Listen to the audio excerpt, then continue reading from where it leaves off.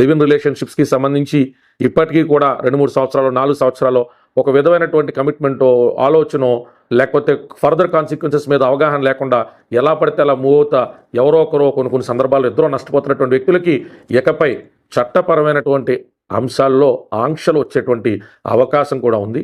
అయితే యూసీసీలో లోపలికి వెళ్తానికి మాత్రమే రిజిస్ట్రేషన్ ఉత్తరాఖండ్ అంటే కాదు, బయటకు వచ్చేటప్పుడు కూడా లెటర్ ఆఫ్ టెర్మినేషన్ రూపంలో ఆయా ట్రిబ్యునల్స్ ఏవైతే దాన్ని గవర్న్ చేస్తాయో వాళ్ళ ముందుకు తీసుకెళ్లి సబ్మిట్ చేసి ఇగో ఈ రోజుతో మేము ఈ లివ్-ఇన్ రిలేషన్షిప్ని మేము ఈ కండిషన్స్ మీద కట్ చేసుకుంటున్నాం, ఏదైనా ఇచ్చిపుచ్చుకునే ఉంటే ఎక్కడితో అయిపోతున్నాయి అనేటువంటి ఒక మెమోరాండం ఆఫ్ అండర్స్టాండింగ్ లాగా లెటర్ ఆఫ్ సెపరేషన్ అనేటువంటిది కూడా మ్యాండేటరీ చేస్తూ ఉన్నది.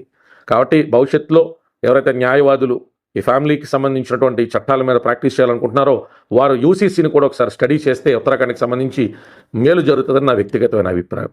భారతదేశంలో అన్ని రాష్ట్రాలు తెలంగాణ ఆంధ్రప్రదేశ్లో కూడా అతి త్వరగా ఇట్లాంటి చట్టాలు రావడం వల్ల కొంత మేలు జరిగేటువంటి ఆస్కారం ఉంటుంది. కాకపోతే ఇప్పుడున్న చట్టాల మీద ఇంకా కసరత్తు చేయాలనేటువంటిది రెగ్యులర్గా కోర్ట్ ప్రాక్టీస్లో ఉన్నటువంటి వ్యక్తిగా నాకు కొన్ని సజెషన్స్ అయితే ఉన్నాయి.